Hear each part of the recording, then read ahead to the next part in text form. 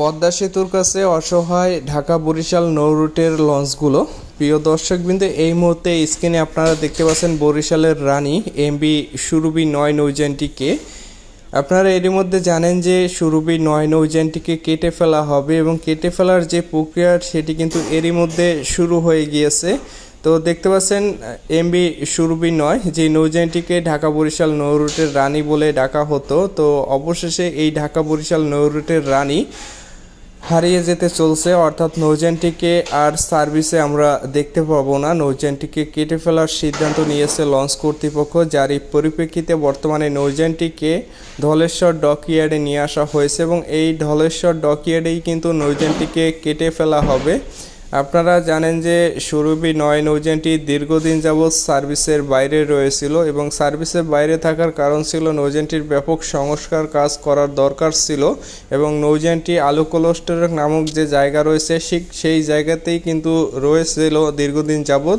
সেইখান থেকেই কিন্তু লঞ্চটিকে কেটে ফেলার সিদ্ধান্ত নিয়েছে লঞ্চ কর্তৃপক্ষ। তাই লঞ্চটিকে সেই আলোকোলস্টর ঘাট থেকে বর্তমানে ধলেশ্বর ডকইয়ার্ডে নিয়ে আসা হয়েছে এবং এখানে এই নৌযানটির কাটার কাজ কিন্তু এরই মধ্যে প্রক্রিয়াধীন অবস্থায় রয়েছে। তো কিছুদিনের মধ্যে বিলীন হয়ে যাবে এই বুড়িগঙ্গা নদীর তীরে সুরভি 9 নৌযানটি। পদ্মা সেতুর কাছে অসহায় হয়ে পড়েছে ঢাকা বরিশাল নৌ রুটের বিলাসবহুল নৌযানগুলো। আপনারা জানেন যে পদ্মা সেতু উদ্বোধনের আগে ঢাকা থেকে বা বরিশাল থেকে উভয় দিক থেকে প্রতিদিন 7টি, 8টি, 9টি করে লঞ্চ চলাচল করত, আর এখন সেখানে 2টি লঞ্চ চলাচল করে। আপনারা জানেন যে যেহেতু ঢাকা বরিশাল নৌ রুটের 4তলা মাস্টার বেস সম্পন্ন বিলাসবহুল নৌযানগুলোই চলাচল করে, আর এই নৌ রুটে অনেকগুলো লঞ্চ রয়েছে। তো প্রতিদিন যেহেতু 2টি করে লঞ্চ চলাচল করতে, সেখানেও কিন্তু 2টি লঞ্চেও মাঝে মাঝে যাত্রী হচ্ছে না, যেহেতু একটি লঞ্চ ঢাকা থেকে বরিশালে আপ ডাউনে অনেক টাকার ফুয়েল লাগে বা তেল লাগে, পাশাপাশি লঞ্চের মেনটেন্যান্স স্টাফ থেকে শুরু করে নানান ধরনের খরচ রয়েছে।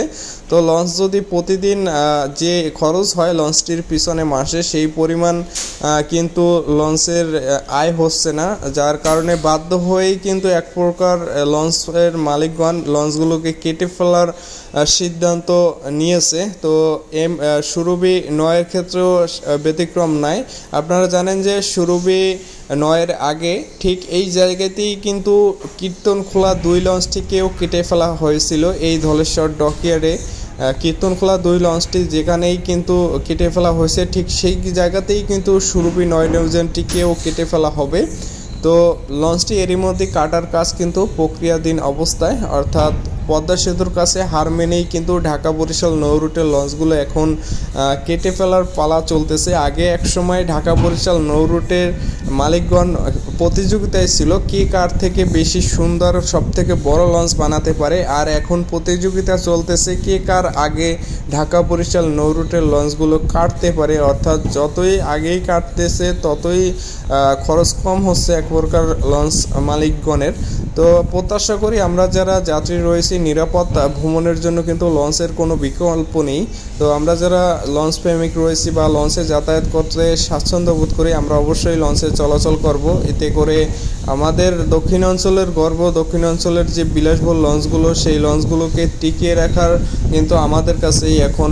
তো আমরা অবশ্যই যে লঞ্চগুলো রয়েছে সেই লঞ্চগুলোতে চলাচল করব এবং লঞ্চের মালিকগণেরও কিন্তু যাত্রীদের প্রতি সহানুভূতি দেখাতে হয়, অর্থাৎ যাত্রীদের সুযোগ সুবিধা বিবেচনা করলে অবশ্যই লঞ্চ সেক্টর ধরে রাখা সম্ভব এবং লঞ্চের যাত্রী সংখ্যা ধীরে ধীরে বৃদ্ধি পাবে যদি লঞ্চের স্টাফ থেকে শুরু করে লঞ্চের যাবতীয় ব্যবস্থা নেয়।